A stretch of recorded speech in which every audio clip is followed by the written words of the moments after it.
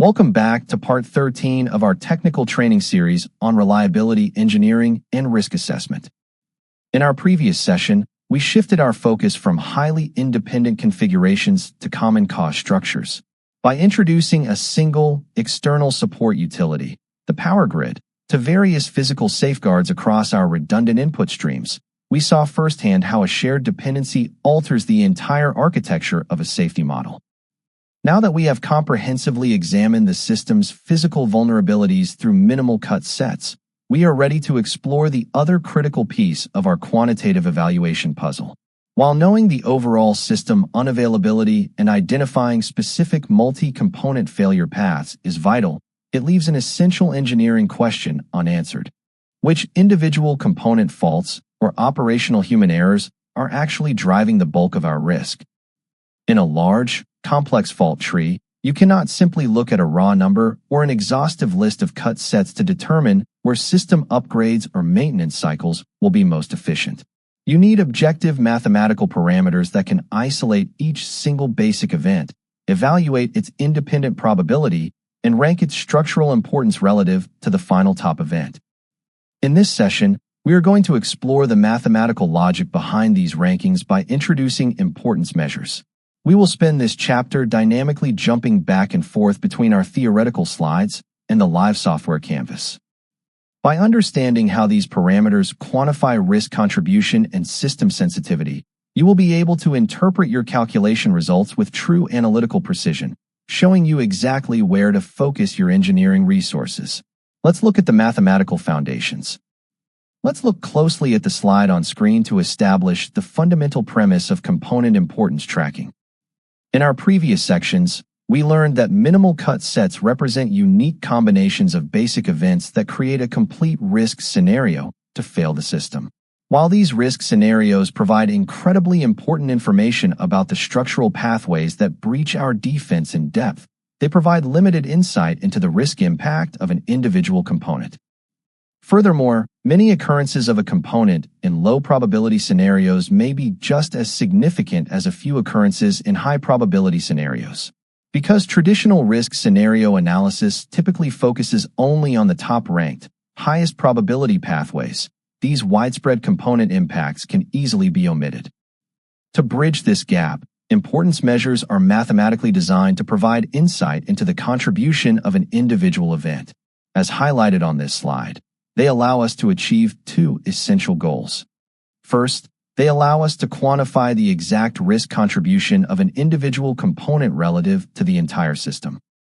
Second, they allow us to perform a vulnerability priority ranking, establishing an objective, data-driven order of which components require our immediate attention. By establishing these priority rankings, we can determine where a system upgrade or maintenance cycle will be most efficient. It is important to realize that there are several different importance measures available, each modeling the importance of an individual event from a completely different angle. The slide lists a few of these commonly used metrics. Due to the length of this video, we will introduce the first two importance measures on this list as our practical examples.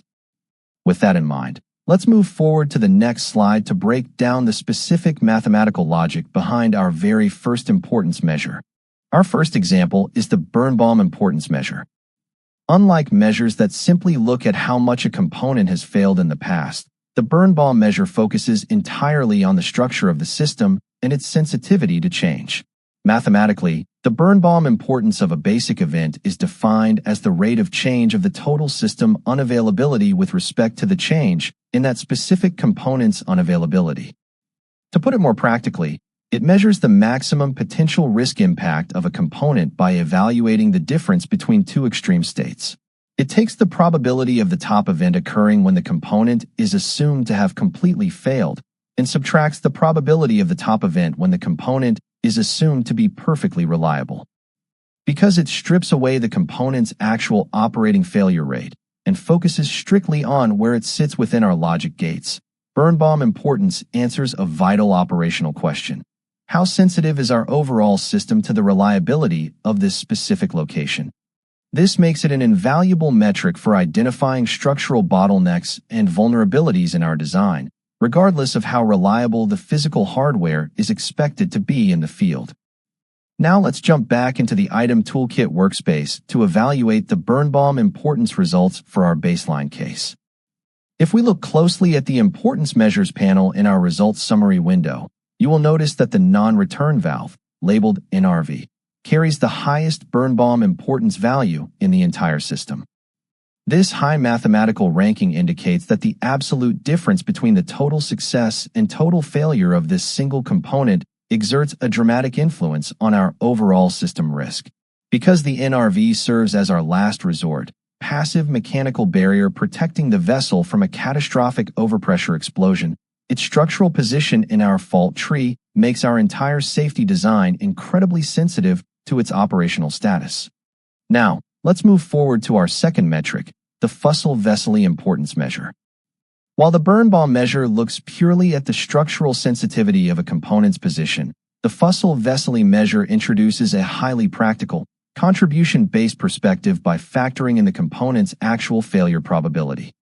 Mathematically, the Fussell-Vesely importance of a basic event is calculated as the total unavailability of all minimal cut sets containing that specific event, divided by the overall unavailability of the top event. In simple terms, it calculates the exact fraction of the total system risk that is directly driven by failure pathways involving this component. It answers a fundamental operational question. Out of all the different ways our reactor safety system can fail, what percentage of those failures will actually be caused by or involve this particular event? Because it ties the structural location of the component together with its real-world reliability data, Fussell-Vesely serves as an exceptional tool for identifying your true operational heavy hitters. It tells engineers exactly where a failure is most likely to occur within the active risk profile, making it the premier index for prioritizing maintenance schedules, testing intervals, and resource allocations where they will achieve the absolute highest return on investment. Now let's jump back into the Item Toolkit workspace once again to evaluate the Fussell-Vesely importance results for our baseline case. When we open the results summary and look at the updated data, we will notice that the non-return valve, NRV, also claims the highest ranking for this importance measure. This happens because the NRV event occurs in every single minimal cut set, serving as the system's absolute last resort of mechanical protection. Right below that, you will see that the electronic controller template, CON, carries a significantly higher Fussell-Vesely value than the individual valves.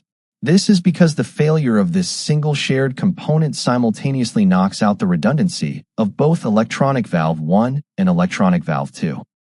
As you can see, the results of this contribution-based measure provide a completely different analytical angle compared to Birnbaum. By balancing real-world failure probabilities with structural locations, it reveals exactly which components are driving the actual active risk profile of our reactor. While importance measures provide incredibly valuable insights for risk prioritization, we must always keep a few critical theoretical considerations in mind when interpreting our results. As highlighted on the slide, traditional importance measures are mathematically fit to evaluate events only one at a time. This single event limitation stems from two vital rules. First, importance measures do not have additive properties. You cannot simply add the independent importance scores of 2 or 3 individual components together to calculate their combined impact on the system. Second, the outage of one component generally affects the importance of other components. Because our safeguards are logically linked through complex parallel and series relationships, the failure of a single element changes the entire operational landscape. When one component goes down, it dynamically shifts the structural burden, causing the importance rankings of the remaining functional hardware to instantly change.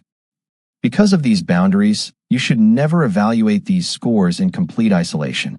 In a real-world risk assessment, you must always look at importance measures together with your other quantitative results, such as your minimal cut sets, to provide a truly complete, comprehensive picture of your system's overall risk profile. This concludes our evaluation of the Birnbaum and Fussell-Vesely importance measures and wraps up our comprehensive study of deductive methods for our reactor vessel case study. By utilizing fault tree analysis, we have successfully broken down and analyzed the system's top-level explosion risk. We've mapped out its multi-layered redundancies, integrated complex real-world power dependencies, and used mathematical importance tracking to isolate exactly which components are driving our overall safety margins. However, a top-down deductive approach only answers questions about a single, predefined catastrophic failure. In real-world risk management, we often need to ask a completely different type of engineering question. For example, what if we want to know the probability of an intermediate operational incident, such as a scenario where the pressure relief valve successfully opens to prevent an explosion, but causing hazardous pollution to be released directly into the open air? To answer these types of forward-looking, sequence-dependent questions, we have to flip our analytical perspective completely. In our next section, we will transition into inductive methodologies and explore event tree to see exactly how these types of multi-outcome risk questions are systematically evaluated. Thank you for watching, and I will see you in the next part.